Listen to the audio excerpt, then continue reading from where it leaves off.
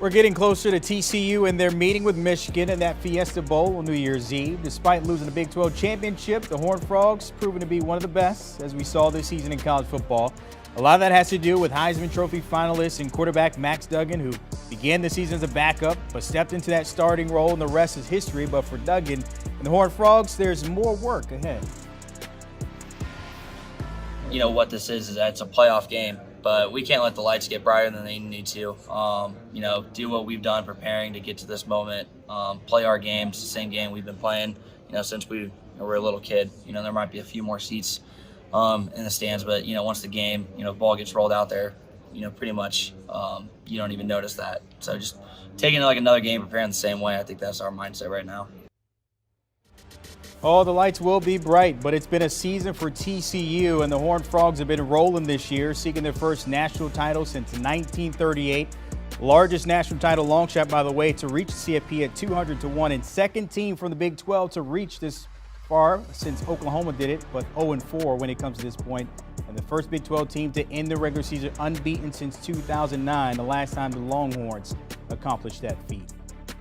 Speaking under the lights, my guy, of course, senior writer there when it comes to college football, Dennis Dodd in the mix here with us on the HQ. And Max Duggan there, we heard what he just said, but he's been the driving force for this offense this season here, Dennis. Can he be the key another time here for this win this weekend? Well, he's going to have to be, Brandon. He's the heart and soul of this team. I mean, we saw in the Big 12 championship game where he literally played himself to exhaustion. Getting that game to overtime, almost collapsing on the field.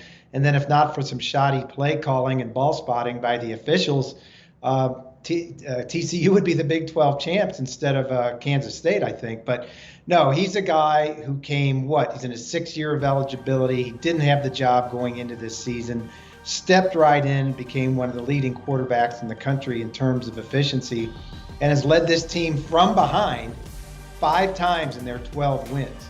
They were down in consecutive weeks by 17 and 18 points, and he led them back to victory. So if they fall behind early to Michigan, I don't think that'll be an issue. He's got some of the best weapons on the planet. Kendre Miller is their leading rusher, 1,300 yards.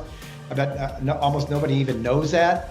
He was the backup to Zach Evans last year. And then Quentin Johnston, very quietly, I would say, has become wide receiver number 1 in the draft if you follow Pro Football Focus. 6'4", over 200, has got claws for arms, catching the ball. They're going to be quite good offensively. The problem is obviously defensively, and can they keep from getting pushed around, which is what Michigan has basically done to every team they played this year. They have been top dogs when it comes to that offense, and maybe give some of that credit to Sonny Dykes. Maybe the coach of the year in some circles. When you look at the CFP in year 1 for them, pretty good. Can he kind of continue to make history here in the Big 12 when it comes to his program? Yeah, it'd be the first Big 12 team to win a game and get to the championship game and then possibly win the championship. But think about this. If somebody told you before the season a private school with a 9,000 student enrollment, not named Notre Dame, was going to rebound from a 5-7 season with a new coach and get to the playoff, those odds would be pretty high, and they already are high. I just went to Vegas earlier this month, Brandon, on work. It wasn't for pleasure. Saw that TCU was plus 1,600 to win it all. But Sonny Dykes has brought, in this year of Mike Leach, where we salute him after his death, brought the air raid. He's one of the Mike Leach disciples. Max Duggan has executed it perfectly. And Joe Gillespie, a little-known defensive coordinator, has lent his expertise to things as well. So, yeah, it's going to have to be that way for TCU. I think if they win this game, they're going to have to come from behind because Michigan's so good.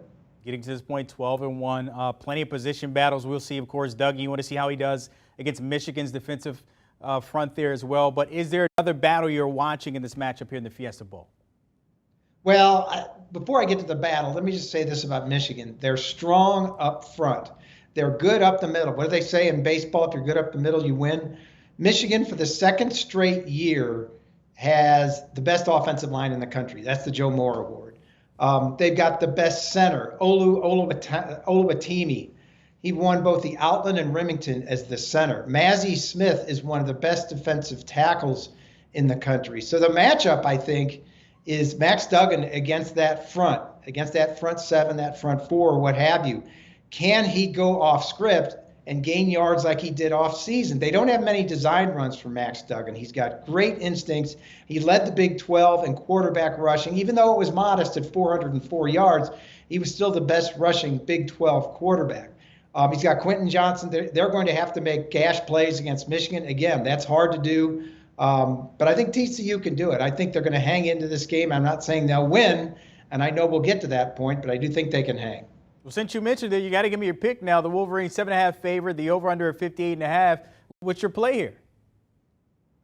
Yeah, no, I like Michigan with what is now a prohibitive number. I think 7.5 on a neutral field. But I do like TCU under the number because they haven't been blown out all year. The only game they lost, again, is in overtime by 3 points to a rival they'd already beaten. They're the only team in the country to beat every team in their conference and go undefeated. So I like TCU to hang in there. I think they're sneaky physical. I talked to Steve Avila, their center, at one of the media availabilities this week, and I said, could you have thought when you came here, did anybody tell you TCU could play and win a national championship? He said, no, we wanted to go to a bowl game, but not this. So I think they're the pesky little horned frogs that hang in there and maybe take the over, because I think that's the only way TCU wins this game. They're going to have to score points. With Michigan's defense, I think the magic number is somewhere around 27, maybe 30. I think TCU can get there, but I do think Michigan with their running game and J.J. McCarthy can get there first and most. That one Saturday at 4 p.m. And Dennis Dodd getting a head start already in Arizona, getting ready for that game on Saturday. Appreciate your time as always, Dennis. Don't forget the Cover 3 podcast. The crew always share their best bets for those midweek bowl games we just talked about earlier in the show. Plus the thought of former Clemson quarterback DJ Uiagalelei landing at Oregon State and other QBs on the move during that transfer portal time. Download and give the guys a follow.